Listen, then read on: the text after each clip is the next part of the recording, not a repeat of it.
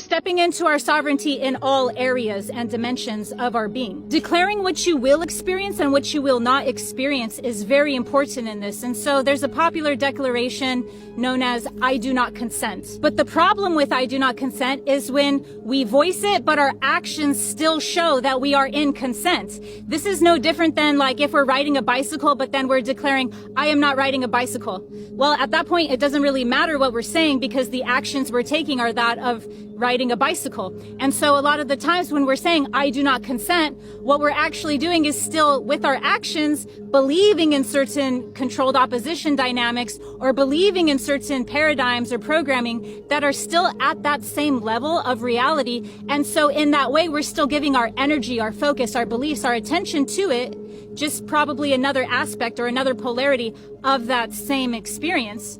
And so because of that, our actions are not congruent. They're not actually reflecting what we're saying.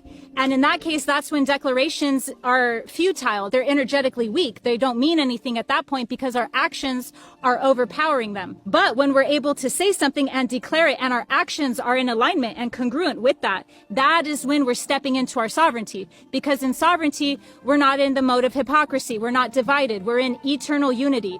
Our words match our actions, match our beliefs, match our feelings. Timelines are a dime a dozen. And so when we're coordinating with them, giving our fear into all of these different events and different things that we're worried are going to come and be drawn into manifestation, and specifically certain portals being open on certain days, all of these things are actually feeding those events, and they needed to be entered and introduced into our collective consciousness in order for these portals to be open. And so what's important for us to know is that negative timelines don't need to be open. So if revealing of the method has taught us anything, it's actually by teaching us the power of our own free will and the great lengths and elaborate settings that have to occur in order for us to get our free will extracted and sign off and consent to versions of reality that are not for humanity's well-being.